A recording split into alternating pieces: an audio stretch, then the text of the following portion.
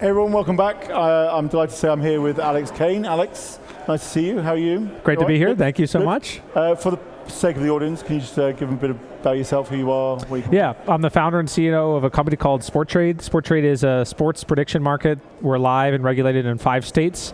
And we've actually just, in the last couple of months, put forth an application to be registered as a federally regulated DCM and DCO. Wow, busy times. Yeah. Good. So we're here looking at the future.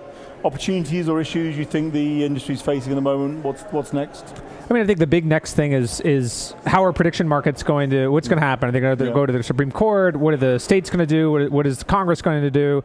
And I think in the midst of all this, you have a new commissioner at the CFTC that is really saying, no, I really think that this is under our jurisdiction. Yeah. And I think that you're going to see a lot more investment as things become more shored up, that there's going to be real government support behind particularly sports event contracts, and that's obviously where Sporttrade's lived for the last 5 years. Yeah.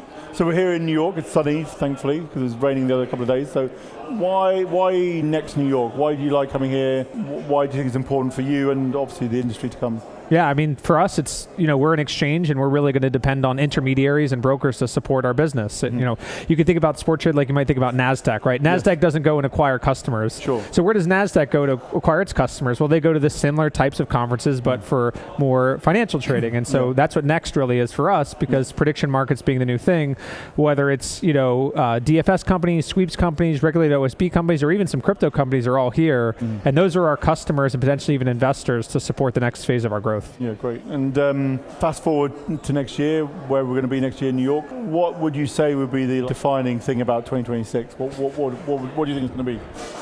I think the defining thing of 26 has kind of already happened, and maybe I could be wrong about this, but Chair Selig saying we have this jurisdiction over sports event contracts. I think the next big shoe to drop, and I think folks are starting to talk about, is what are the leagues going to do? Cool. Right? Is the NFL going to come and say we bless this? Yeah. Is the NBA going to say? Obviously, Polymarket and Kalshi have done a deal with NHL. Yeah. Polymarket's done a deal with UFC. Polymarket's done a deal with MLS. Like everyone's just scrambling to get a slice of the pie. Right. So big, and but the opportunity is huge, isn't it? Huge. But we haven't heard from the PGA Tour. We haven't heard from the NBA. We haven't heard from the MLB. Why do you think that is? Is that because they're still wondering how it's going to affect them, or is that just you often sometimes wait to see what really happens and then... Totally. Yeah. So I think it's that, but it's also the chair has now said they're going to embark on a proposed rulemaking process. Right. And I think those leagues have a lot of integrity concerns, right? These are things that states and leagues and governing bodies have worked out with the 38 states that have regulated online sports betting. We haven't done that federally,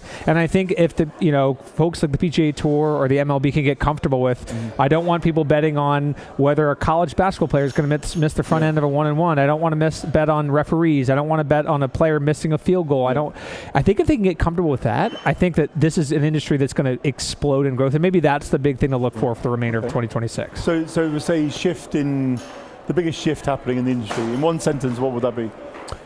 The biggest shift in the industry is a move towards intermediation, a move towards a more modern market structure, which powers, by the way, crypto trading, stock trading, futures trading, and I think sports is really going to be the next. It doesn't mean regulated OSB is going to go away. I certainly don't think it will. I think it's still going to be a massively exciting business, and as is casino and all these other growth areas. But I think for 2026, the next chapter is this chapter of intermediation. Great. Well, listen, it sounds like there's plenty of stuff to do here and find out. So thank you for coming.